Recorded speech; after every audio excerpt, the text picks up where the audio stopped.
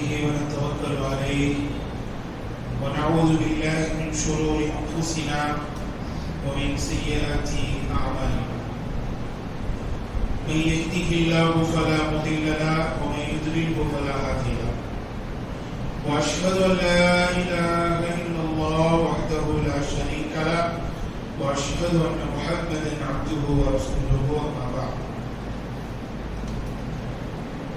فقد قال الله تعالى في كتابه العزيز يا أيها الذين آمنوا اتقوا الله حق تقاته ولا تموتن إلا وأنتم مسلمون ويا أيها الناس اتقوا ربكم الذي خلقكم من نفس واحدة وخلق منها زوجها وبث منهما رجالا كثيرا ونساء واتقوا الله الذي تساءلون به والأرحام إن الله كان عليكم رقيبا وقال الله عز وجل في مكان آخر يا أيها الذين آمنوا اتقوا الله وقولوا قولا سديدا يصلح لكم أعمالكم ويغفر لكم ذنوبكم ومن يطع الله ورسوله فقد فاز فوزا عظيما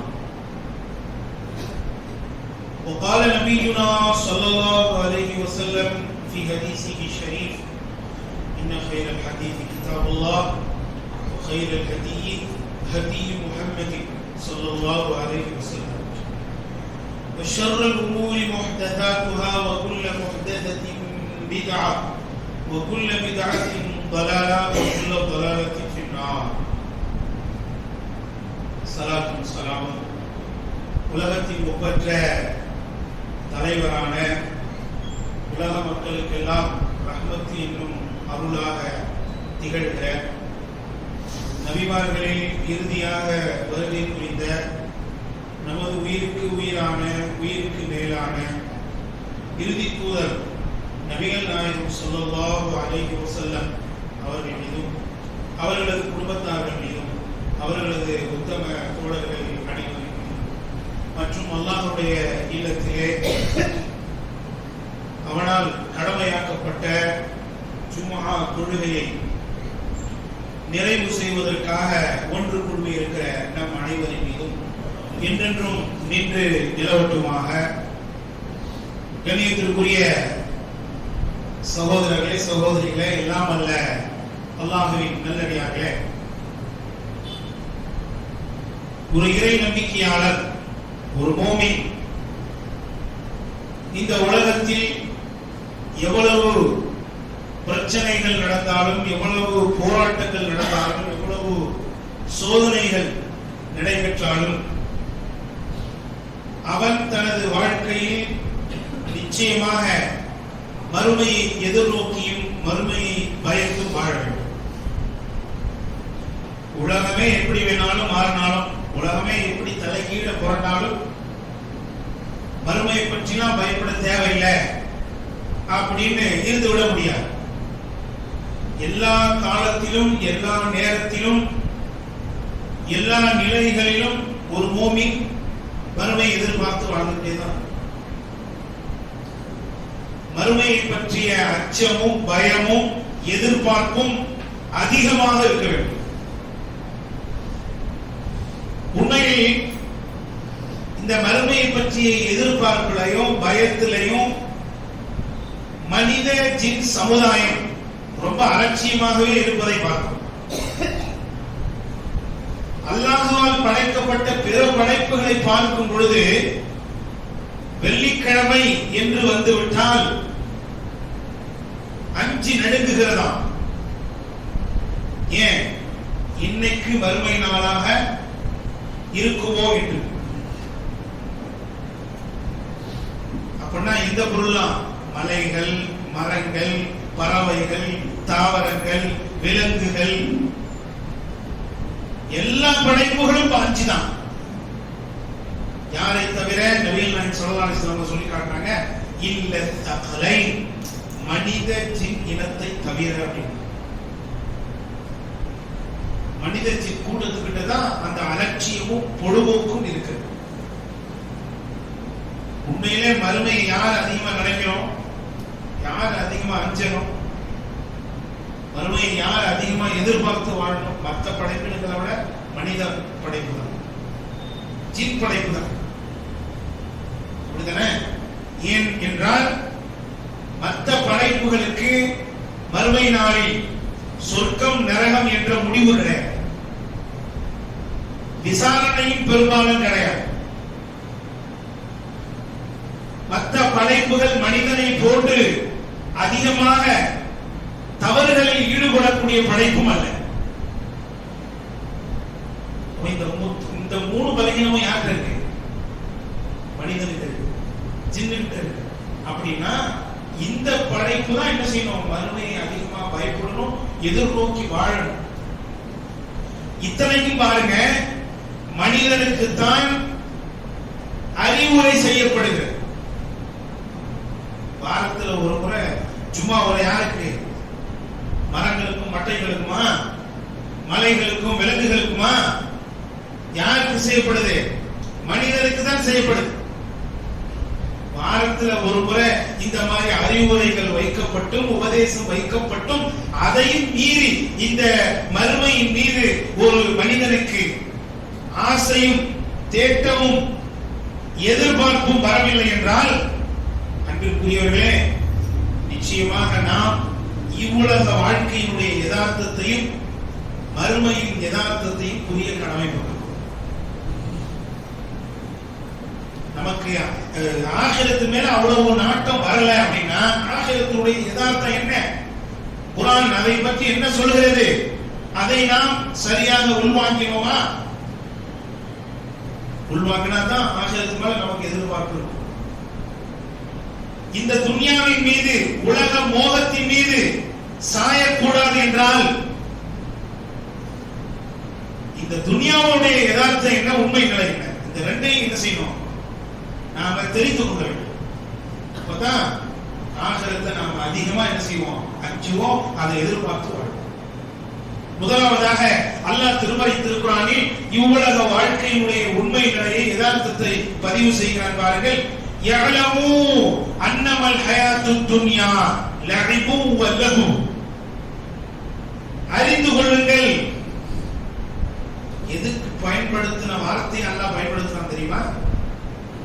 தன்னை பற்றி அறிவதற்கும் இந்த வார்த்தையை தான் அல்லாஹ் பயன்படுத்துறான். ஃபஅலம் அன்னஹு லா இலாஹ இல்லல்லாஹ். நபியே, நீங்கள் அறிந்து கொள்ளுங்கள், வணங்க தகுதியானவர் அல்லாஹ்வை தவிர வேறு யாரும் என்று தன்னை பற்றி அறிவதற்கு என்ன வார்த்தை அல்லாஹ் பயன்படுத்துறானோ அதே வார்த்தையை துன்யாவுக்கு அல்லாஹ் பயன்படுத்துறான்.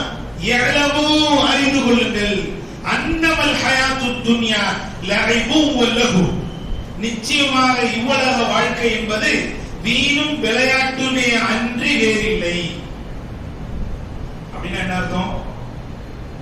இந்த உலகத்துல வேடிக்கை பார்க்கறதுக்காகவும் விளையாடுறதுக்காகவும் நாம எவ்வளவு நேரத்தை எடுத்துப்போமோ அதுதான் துன்யா. மொத்த உலக வாழ்க்கையா. அன்புக்குரியவர்களே, நாம 24 மணி நேரம் வேடிக்கை பார்த்துட்டே இருக்க முடியுமா? அது நல்லா இருக்குமா? இருக்காது, முடியாது. யாராலும் 24 மணி நேரமும் விளையாண்டுகிட்டே இருக்க முடியுமா? முடியாது, சலிப்பு தட்டிடும். அது போக விளையாடவும் முடியாது. இப்படி விளையாட்டுக்காகவும் வேடிக்கைக்காகவும் இந்த உலகத்துல நாம எவ்வளவு நேரத்தை எடுத்துப்போமோ அதுதான் இந்த மொத்த துன்யா, மொத்த உலகம். இதுல உள்ள நாம பெருசா நினைக்கிற எல்லாத்தையும் கொண்டு வந்துருங்க. தங்கம், வைரம், வைடூரியம், மாளிகை, தோட்டங்கள், துறவுகள், எதெல்லாம் நம்முடைய கண்களுக்கு கவர்ச்சியாக அழகாக இருக்கிறதோ அவைகள், உலகத்தில் இருக்கக்கூடிய பெரிய பெரிய வல்லரசு நாடுகள், அந்த நாடுகளிலே உள்ள செல்வங்கள் எல்லாமே சேர்த்து மொத்தம் எவ்வளோ? வீணும் விளையாட்டு. வேடிக்கைக்காகவும் விளையாட்டுக்காகவும் என்ன நேரத்தை நாம் கொடுப்போமோ அவ்வளவு நேரம் தான் இது என்று அல்லாஹ் ரப்பல் ஆலமீன் உலக வாழ்க்கையை பற்றி, யதார்த்தத்தை பற்றி நமக்கு சொல்லி காட்டுகிறார். அது மட்டுமல்ல, வத்தஃபா வஸீனத்துன் வத்தஃபாஹுரும் பைனக்கும் வத்தகாஸுரும் ஃபில் அம்வாலி வல் அவ்லாத். உலக வாழ்க்கை என்பது அலங்காரம், அழகு,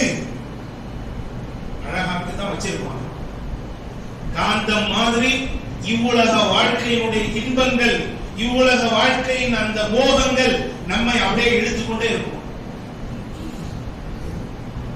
நாம தான் சாயாம பேலன்ஸ் பண்ணி மறுமையை எதிர்நோக்கி நம்முடைய பயணத்தை நகர்த்திக் கொண்டே செல்ல வேண்டும்.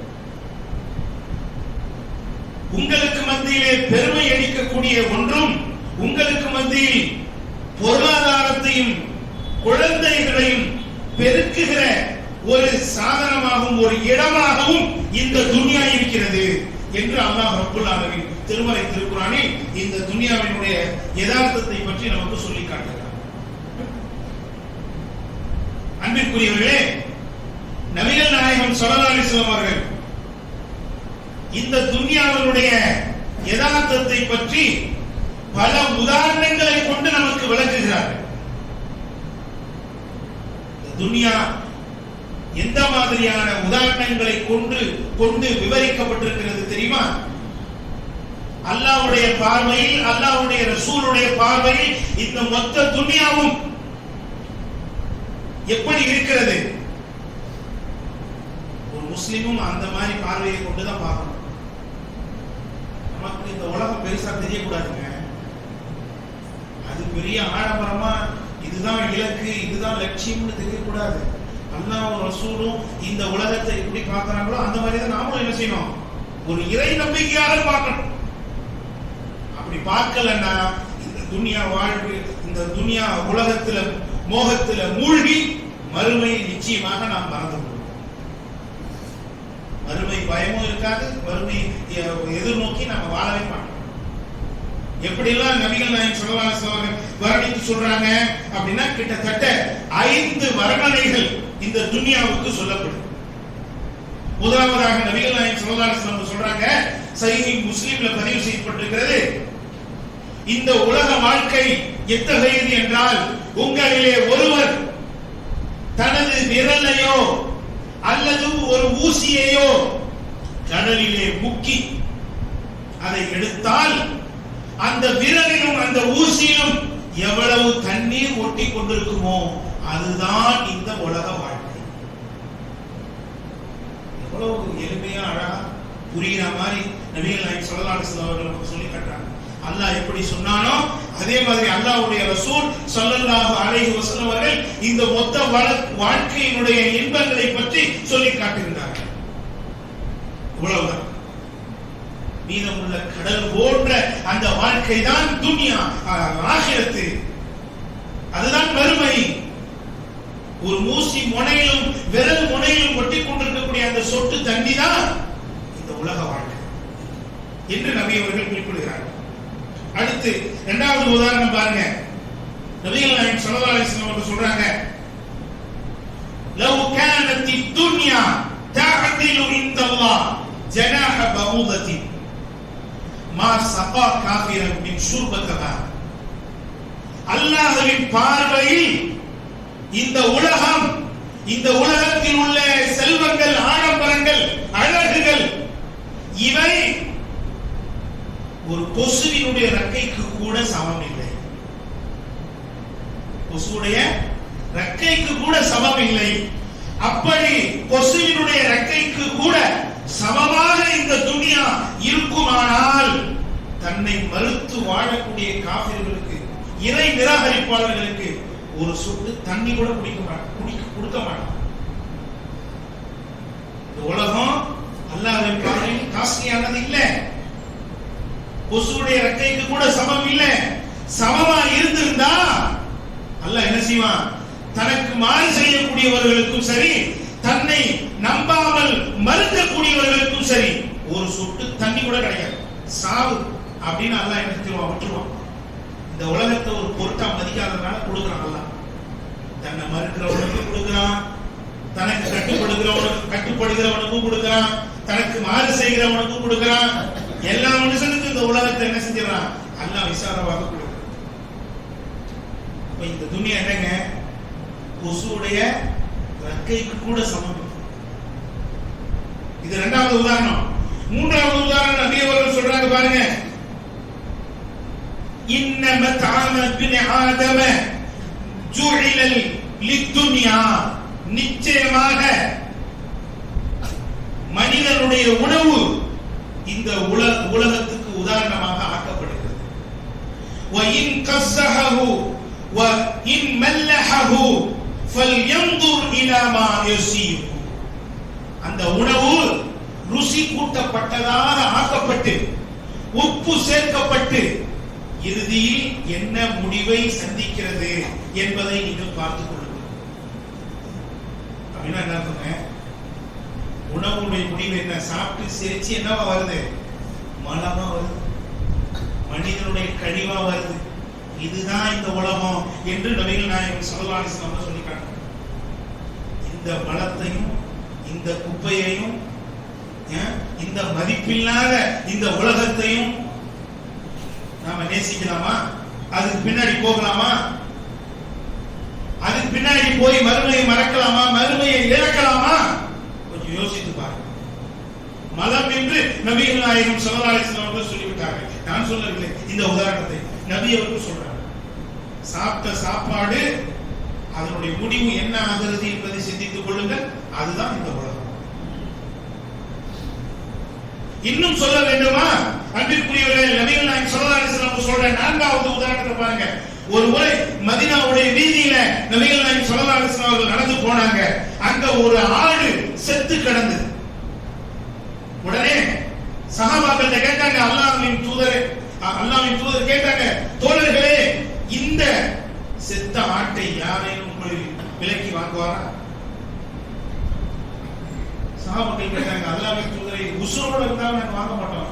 ஏன்னா இது குறவுள்ள ஆடு, காதெல்லாம் ரொம்ப சிறுத்து சின்னதா இருக்கு, அதனால இது குறவுள்ளது, இது செத்து போச்சு, இப்ப நாங்க எப்படி பார்ப்போம்?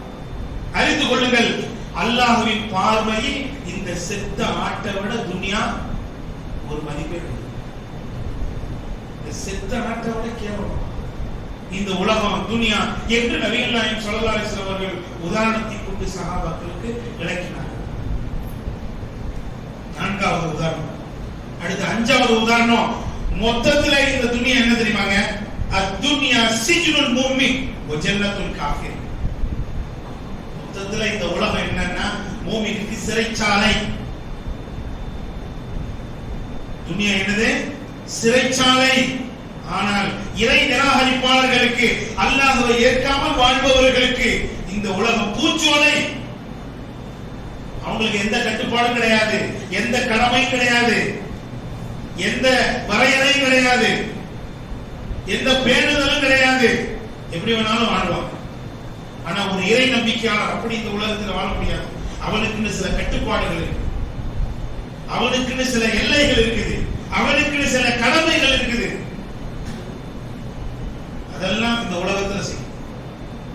அன்பிற்குரியவர்களே, இந்த உலகம் சிறைச்சாலை. சிறைச்சாலை எப்படிப்பட்டது? நேரத்துக்கு தூங்க முடியுமா? நினைச்ச நேரத்துக்கு வெளியில போக முடியுமா? நினைச்ச நேரத்துல சாப்பிட முடியுமா? நினைச்ச நேரத்துல நினைச்சதை ஏதாவது செய்ய முடியுமா? எவ்வளவு கண்ட்ரோல், எவ்வளவு கண்காணிப்பு அங்கே இருக்கும். அது போன்றுதான் இந்த உலகம். இப்படி நபிகள் நாயகம் ஸல்லல்லாஹு அலைஹி வஸல்லம் அவர்கள் பல உதாரணங்களை கொண்டு இவ்வுலக வாழ்க்கையுடைய யதார்த்தத்தை நமக்கு விளக்குகிறார். அன்பிற்குரியவர்களே, இந்த மாதிரிலாம் துன்யா இருக்கிறதுனாலதான் முதல் எச்சரிக்கையை நபிக்கு அல்லாஹ் கொடுத்தான். ولا تمدن عينيك الى ما متعنا به ازواجا منهم زهرة الحياة الدنيا. நபியே, இந்த உலக வாழ்க்கையில் யாருக்கு நாம் நிறைய வாழ்க்கை வசதிகளை கொடுத்திருக்கிறோமோ அவர்களை நோக்கி உமது கண்ணை நீட்டாதே. பார்வை அவங்க மேல பட வேணாம் என்று நபிகள் நாயகம் ஸல்லல்லாஹு அலைஹி வஸல்லம் அவர்களுக்கு அல்லாஹ் என்ன செய்றான்? அறிவுரை கூறுகிறான்.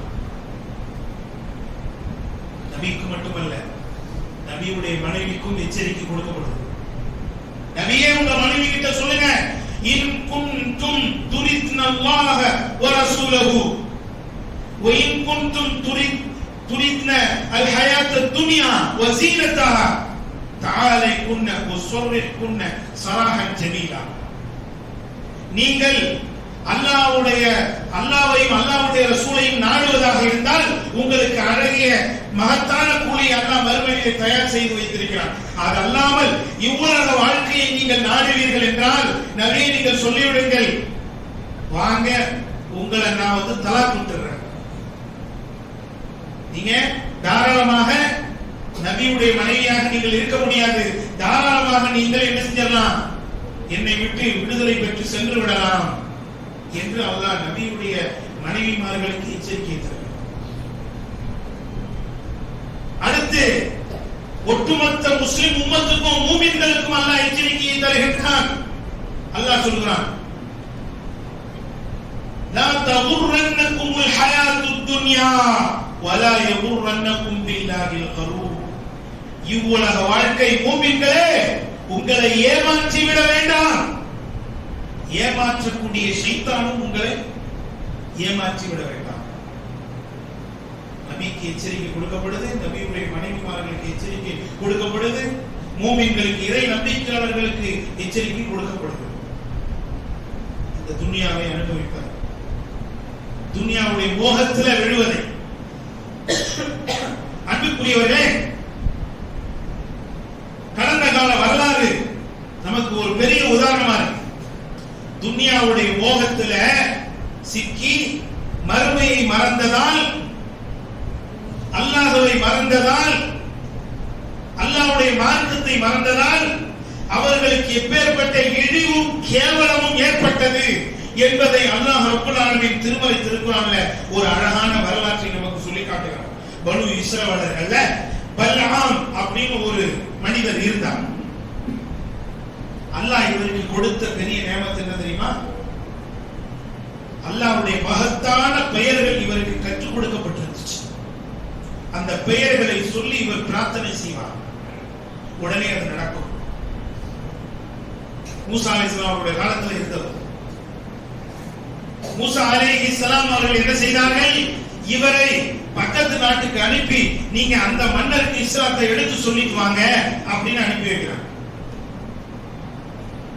அவர் போறார்.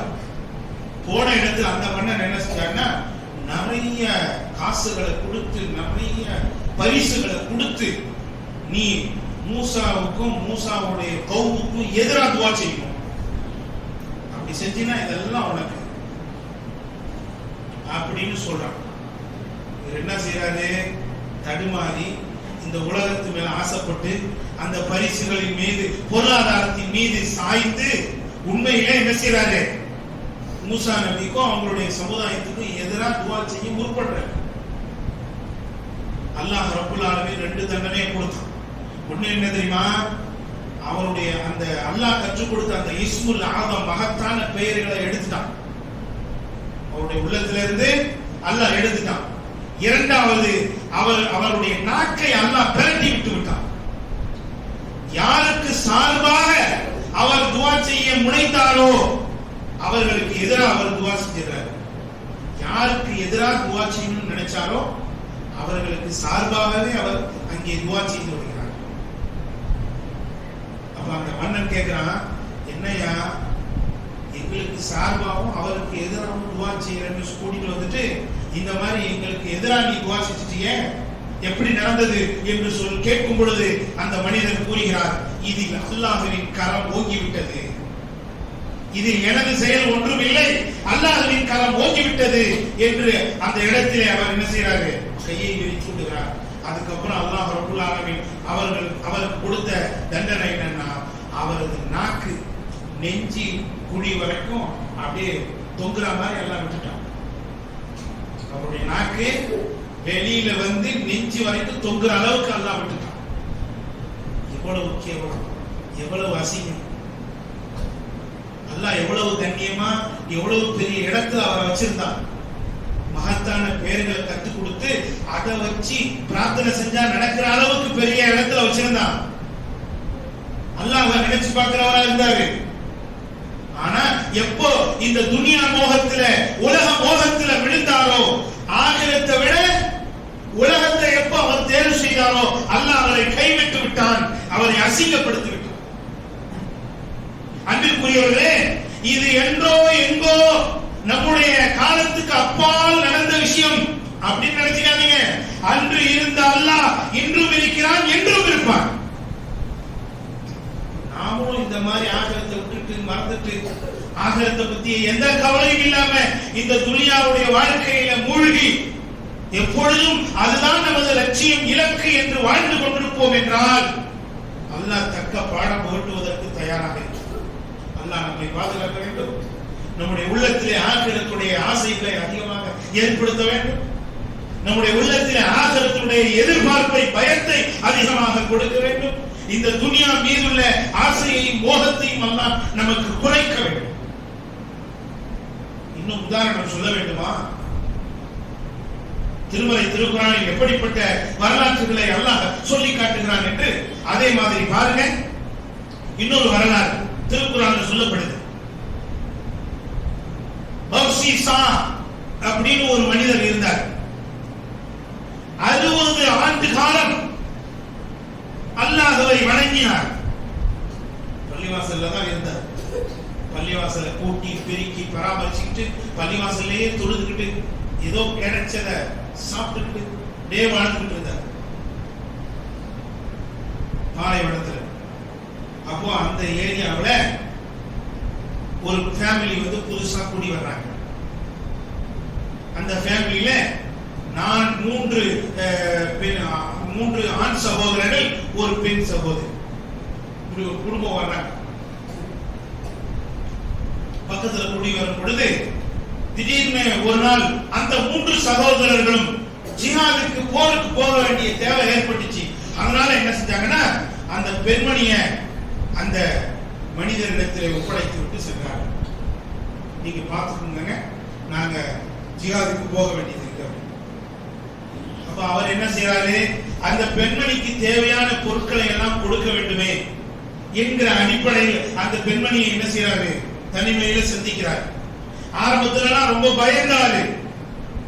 நம்ம எப்படி தனியா இருக்கிற பிள்ளையை சந்திக்க முடியும், இது மார்க்கத்தின் அடிப்படையில் தவறாச்சே, ஷைத்தான் நம்மிடம் விளையாடி விடுவானே என்று ஆரம்பத்திலே தயங்கி கொண்டிருந்தவர் ஷைத்தான் என்ன செஞ்சா, அவருடைய உள்ளத்துல ஊசலாடுக்க போனா. நீ பாட்டுக்கு தனிமையா இருந்து அவங்க பாட்டுக்கு தனிமையா இருந்தா அந்த பெண் தூங்குனாலா, சாப்பிட்டாளா, நல்லா இருக்காளா இன்னும் உனக்கு எப்படி தெரியும்? உன்னிடத்துல பொறுப்பு கொடுக்கப்பட்டிருக்க, நீ அதை சரியா பண்ணணுமா இல்லையா? நாளைக்கு வந்து அவங்க சகோதரர்கள் கேட்டா என்ன பதில் சொல்லுவ? அது தப்பு இல்லையா அப்படின்னு ஷைத்தான் நிறைய ஊசலாட்டங்களை ஏற்படுத்துறான். அப்படியே ஏற்படுத்தி அப்படியே அந்த பெண்மணி இடத்துல பேசி நாளடைவுல அந்த பெண்ணை நெருங்குகிறார். இறுதியாக அந்த பெண்ணோடு அவர் சினாவிலே ஈடுபட்டு விடுகிறார். ஈடுபட்ட பிறகு குழந்தையும் பிறந்து விடுகிறது. பிறகு ஷைத்தான் வருகிறார். ஆனா பாவி, இந்த மாதிரி ஒரு காரியத்தை செஞ்சுட்டிய, நீ யாரு? சமூகத்தில் உயர்ந்த இடத்துல உள்ளவன், நீ கருத்து சொன்னா அவ்வளவு நடக்கும். அந்த மாதிரி இடத்துல இருக்கிற நீ இந்த மாதிரி தப்பு செஞ்சிருக்கிய, இத உடனே மறைச்சிரு, இல்லைன்னா எல்லாருக்கும் தெரிஞ்சிடும் அப்படின்னு ஊசலாட்டத்தை போடுறான். இப்ப மறைக்கிறதுனா என்ன பண்றது? அந்த பெண்ணையும் அந்த குழந்தையும் நீ கொன்றுவிடு அப்படின்னு ஷைத்தான் சொல்றான். அவர் என்ன செய்யறாரு, அடுத்த கட்டமா அதே மாதிரி அந்த பெண்ணையும் கொண்டுறாரு, அந்த பிள்ளையையும் கொண்டுறாரு. பிறகு சகோதரர்கள்லாம் ஜிஹாதுக்கு போயிட்டு என்ன செய்யறாங்க, திரும்ப வந்து எங்கள் சகோதரி எங்கன்னு கேட்டா அந்த சகோதரிக்கு உடல்நிலை சரியில்லை, அதனால நோய் வந்துருச்சு, இறந்துட்டாங்க, கூட அடக்கம் பண்ணியாச்சு அப்படின்னு சொல்லி அடக்கம் பண்ற இடத்தையும் காட்டுறாரு. சரி, இவர் நல்லா பராமரிச்சிருப்பாரு, ஏன்னா ஆலிம் சாவாச்ச, தொழுவுறவர் ஆச்ச அப்படிங்கிறதுனால அந்த மக்களும் என்ன செஞ்சாங்க, 3 பேரும் நம்பிட்டாங்க. அப்புறம் ஷைத்தான் என்ன செய்யறான், அந்த 3 பேருக்கும் ஒரு கனவை காட்டுறான். 3 பேருக்கும் ஒரே கனவு. எப்படி? அந்த மனிதர் அந்த பெண்ணோடு சினாவில ஈடுபட்டு இந்த இடத்துல புதைச்சி வச்சிருக்காரு, கொண்டு புதைச்சி வச்சிருக்காரு அப்படிங்கிற கனவை 3 பேருக்கும் காட்டுறான். 4வது நாள் காலையில அந்த சகோதரர்கள் எல்லோரும் நான் வந்து இன்னைக்கு இந்த மாதிரி கனவு கண்டேன் அப்படின்னு சொல்றாரு. உடனே வல்லாஹி இதே மாதிரி ஒரு கனவை நானும் கண்டேங்கிறாரு. இன்னொரு சகோதரர் சொல்றாரு, வல்லாஹி நானும் இதே மாதிரி ஒரு கனவை கண்டேன் அப்படின்னு. 3 பேருக்கும் ஒரே கனவு. 3 பேருக்கும் ஒரே கனவு வந்திருக்குன்னா நிச்சயமா இது உண்மையா தான் இருக்கும் அப்படின்னு சொல்லி நேரா போய் அன்றைக்குள்ள ஆட்சியாளர்கிட்ட போய் சொல்றாங்க. அப்பதான் உண்மை வெளிப்படுது. அந்த மனிதர் அதே மாதிரி செய்தார் என்பது உண்மை வெளிப்படுகிறது. உடனே அந்த மனிதரை பிடித்து சிறையை அடைத்து விட்டார். இப்பவும் சைத்தான் வர்றான்.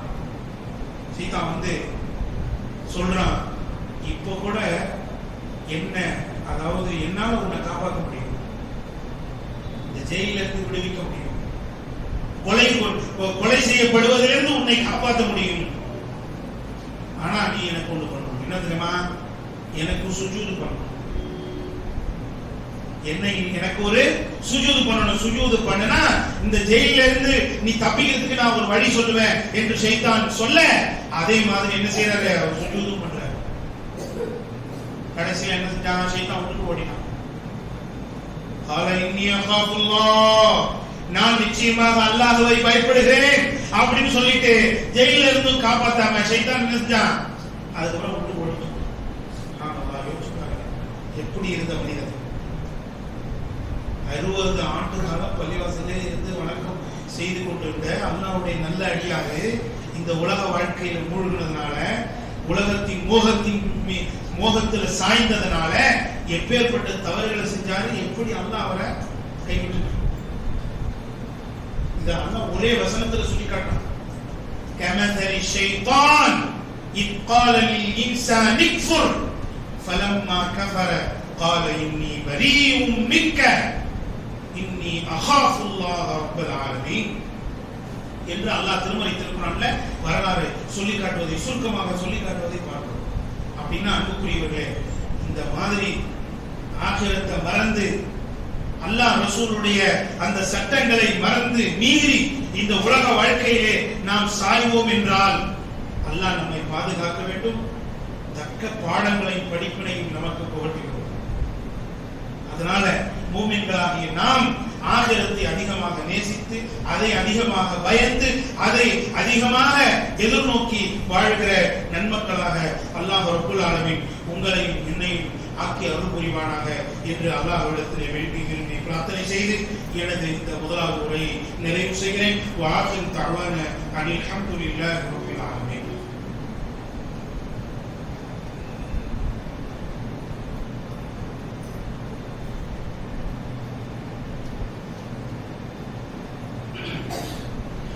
நஹ்மதுஹு நுஸல்லி அலா ரசூலிஹில் கரீம். அம்மா பஅத். அன்பிற்குரிய சகோதரர்களே, சகோதரிகளே, எல்லாம் வல்ல அல்லாஹ்வின் நல்லடியார்களே, வேண்டாம் இந்த உலக மோகம் என்கிற தலைப்பின் கீழே இந்த உலகம் எப்படிப்பட்ட உதாரணத்துக்குரியது என்பதையும், மறுமையை விட இந்த உலகத்தை நாம் அதிகமாக நேசித்து தேர்வு செய்து அதிலே வீழும் போது எப்படிப்பட்ட தண்டனையும் சரிவும் நமக்கு ஏற்படும் என்பதையும் இந்த உரையிலே நாம் தெரிந்து கொண்டோம். அன்பிற்குரியவர்களே, உண்மையில் ஆகிரத்தை நாம் உலகத்தில் உள்ள 8 விஷயங்களை விட தாண்டி நேசிக்கிறோம். அதை அல்லாஹ் திருமறை திருக்குறான்ல சொல்லிவிட்டான். என்னெல்லாம் அல்லாஹ் சொல்லி காட்டான்? குல் இன் கான ஆபாவுக்கும் وأبناؤكم وإخوانكم وأزواجكم وعشيرتكم وأموال اقترفتموها وتجارة تخشون كسادها ومساكن ترضونها. 8 விஷயங்கள் அல்லாஹ் சொல்லி காட்டுறான். அந்த 8 விஷயங்கள் என்னென்ன? உங்களுடைய தந்தைமார்கள், உங்களுடைய பிள்ளைகள், உங்களுடைய உடன் பிறந்த சகோதரர்கள், உங்களுடைய மனைவிமார்கள், உங்களுடைய சொந்த பந்தங்கள். 5 உயிருள்ள விஷயத்தை அல்லாஹ் சொல்றான். இதெல்லாம் என்னது? உயிருள்ள விஷயம். இந்த 5 விஷயம். அடுத்து 3 அல்லாஹ் சொல்லி காட்டுறான். நீங்கள் சம்பாதித்த செல்வங்கள், நீங்கள் செய்யக்கூடிய வியாபாரங்கள், நீங்கள் விரும்பி விரும்பி கட்டிய வீடுகள். 3 உயிரற்ற பொருளை சொல்றான், 5 உயிருள்ள பொருளை சொல்றான். இந்த 8ஐயும் தாண்டி நீங்க என்ன செய்யணும்? அல்லாஹ்வையும் ரசூலையும் அவனது பாதையிலே ஜிஹாத் செய்வதை நேசிக்க வேண்டும். அப்படி நேசிக்கவிட்டால் ஃபதரப்பசு ஹத்தா யத்தி அல்லாஹு பிஅம்ரி, அல்லாஹ்வுடைய தண்டனை என்னும் கட்டளையை நீங்கள் எதிர்பாருங்கள். அல்லாஹ் உங்களிடத்திலே தண்டனையை நீங்கள் இறக்குவதை எதிர்பாருங்கள் என்று அல்லாஹ் கண்டிக்கிறான் என்றால், அன்பிற்குரியவர்களே யோசிச்சு பாருங்க. ஒரு மனுஷன் எதுல அதிகமா மாட்டுவானோ அதை தான் அல்லாஹ் இங்க சொல்றான். அப்படிதானேங்க? உலகத்திலே இந்த 8 தானே நமக்கு அதிக பிரியமா இருக்கும். இந்த 8 தாண்டி தான் மத்ததெல்லாம், அப்படிதானே? அப்ப இந்த 8 கூட யாருக்கு கீழே இருக்கணும்? அல்லாஹ்வுக்கு கீழே, ரசூலுக்கு கீழே, அல்லாஹ்வுடைய பாதையில ஜிஹாத் செய்வதற்கு கீழே இருக்கணும். அப்படி இல்லைன்னா தண்டனை எதிர்பார்க்கணும் அல்லாஹ் நமக்கு எச்சரிக்கை கொடுக்கிறானே. என்றாவது இந்த வசனத்தை நாம் சிந்தித்தோமா? இந்த வசனத்தினுடைய ஒளியில் நாம் அப்படித்தான் இருக்கிறோமா என்று யோசித்து பாருங்க. கடமைப்பட்டிருக்கிறோம். ஆனா நபி தோழர்கள், சஹாபாக்கள் இந்த வசனத்துல அல்லாஹ் எப்படி சொல்றானோ அந்த மாதிரி தான் இந்த 8ஐயும் தாண்டி என்ன செஞ்சாங்க? அல்லாஹ்வையும் ரசூலையும் அவனது பாதையிலே ஜிஹாத் செய்வதையும் நேசித்தார்கள் அப்படிங்கறத பார்க்கணும். எத்தனை உதாரணங்களை சொல்லி காட்ட வேண்டும். நிறைய உதாரணங்களை சொல்லலாம். ஒரே ஒரு உதாரணத்தை இந்த இடத்திலே நான் பதிவு செய்து எனது உரையை நிறைவு செய்கிறேன். அன்பிற்குரியவர்களே, ஜுலைபீப் ரலியல்லாஹு அன்ஹு என்ற ஒரு நபித்தோழர், உண்மையிலே வாழ்க்கையில பெரிய குறை உள்ளவர், நிறைய குறைகள் மொத்தமா பெற்றவர், உயரம் குறைந்தவர், அழகற்றவர், முகத்திலே தேம்பல் உள்ளவர், மக்கள் எல்லாம் அவரை மதிக்காமல் ஒதுக்கி தள்ளக்கூடியவர், குடும்ப பாரம்பரியம் இல்லாதவர், காசு பணம் இல்லாதவர், இந்த மாதிரி இருந்த ஒரு நபர் மதீனாவுல நபிகள் நாயகம் ஸல்லல்லாஹு அலைஹி வஸல்லம் அவர்கள் எப்ப மக்காவில இருந்து மதீனாவுக்கு ஹிஜ்ரத் செய்து போனாங்களோ அப்பதான் அவருடைய வாழ்க்கையில ஒரு ஒளி ஏற்படுது, ஒரு மாற்றம் ஏற்படுது. இந்த சமூகம் இப்படி நம்மளை நடத்துதே என்று நினைச்சு கவலைப்பட்டு கண்ணீர் சிந்தி நபிகள் நாயகம் ஸல்லல்லாஹு அலைஹி வஸல்லம் அவர்களை சந்திச்சு இஸ்லாத்தை ஏத்துக்கிறார்கள். இஸ்லாத்தை ஏத்துக்கிட்டு அல்லாஹ்வுடைய தூதரின் முக்கியமான ஒரு நபித்தோழனா அவர் மாறினார். எந்த அளவுக்கு சொன்னா, நபிகள் நாயகம் ஸல்லல்லாஹு அலைஹி வஸல்லம் அவர்கள் என்ன செய்றாங்க? ஒருமுறை ஜுலைபீப் ரலியல்லாஹு அன்ஹு அவர்களை பார்த்து கேக்குறாங்க, ஜுலைபீபே, நீங்க தனிக்கட்டையா இருந்துட்டு இருக்கீங்களே, திருமணம் முடிச்சா என்ன? திருமணம் முடிச்சா நல்லது தானே, திருமணம் முடிக்க வேண்டியது தானே அப்படின்னு கேட்கிறாங்க. அவங்க சொல்றாங்க, அல்லாஹ்வின் தூதரே, எனக்கு யாரும் பொண்ணு கொடுப்பான், யாரும் எனக்கு பொண்ணு தர மாட்டாங்க, என்னுடைய நிலையை பார்த்து எல்லோரும் என்னை கைவிட்டு விடுகிறார்கள் அப்படின்னு சொல்லும்போது, அல்லாஹ்வுடைய தூதரே அவர் பொண்ணு பார்த்து என்ன செய்றாங்க?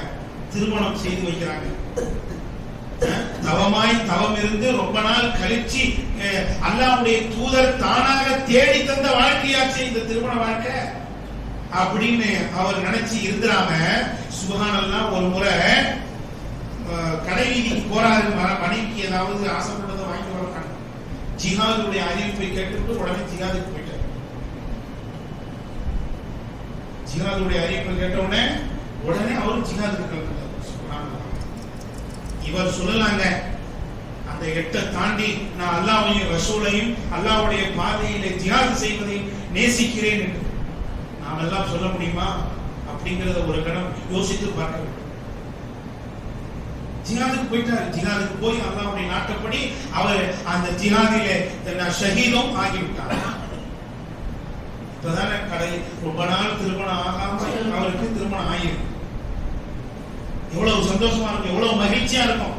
இந்த திருமண வாழ்க்கையில நம்ம அடியெடுத்து வச்சிருக்கிறோமே, இன்னும் கொஞ்ச நாள் வாழுவோம் அப்படின்னு நினைக்காம, இந்த வாழ்க்கை எனக்கு முக்கியம் இல்லை, அல்லாஹ் ரசூல் அல்லாஹ் அவனது பாதையில ஜிஹாத் செய்வதுதான் முக்கியம் என்று அல்லாஹ்வுடைய பாதையில அவர் சென்றார் என்றால், அன்பிற்குரியவர்களே, இது போன்ற ஆகிரத்துடைய நாட்டமும் தேட்டமும் தான் நமக்கு இருக்கு.